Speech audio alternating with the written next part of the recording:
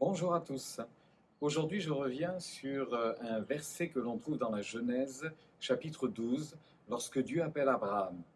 Lorsque Dieu lui parle, Dieu lui dit: Va-t'en, quitte ton pays, ta famille, ta patrie, vers un endroit que je te montrerai. C'est-à-dire, abandonne ce que tu as, éloigne-toi de ce que tu as. Souvent, d'ailleurs, on a tendance à dire que ce que l'on a reflète un petit peu de ce que l'on est, ou ce que l'on a va façonner ce que l'on sera. Il n'y a peut-être pas exactement une réalité derrière cela, mais c'est quelque chose qui peut influencer nos vies. Et Dieu est en train de dire à Abraham: ce que tu as, ce que tu es, tu t'en éloignes. C'est comme ça que nous lisons le texte. Eh bien, en fait, lorsqu'on regarde le sens des mots, il y a tout de même une nuance.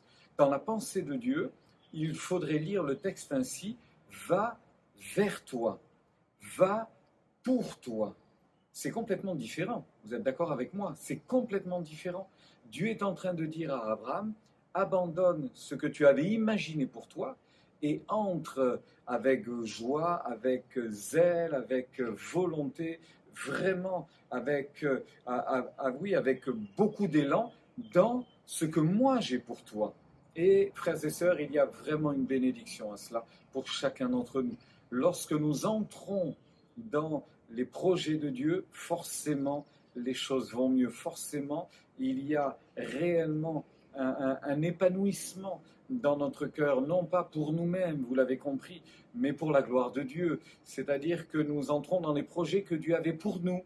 Je connais les projets que j'ai formés sur vous, dit Dieu, projets de paix et non de malheur, afin de vous donner un avenir et de l'espérance. Alors, Abraham a quitté beaucoup de choses. Abraham a quitté, on imagine, son confort, tout ce qu'il possédait, pour aller vers l'inconnu. Mais l'inconnu avec Dieu, c'est pas si inconnu que cela.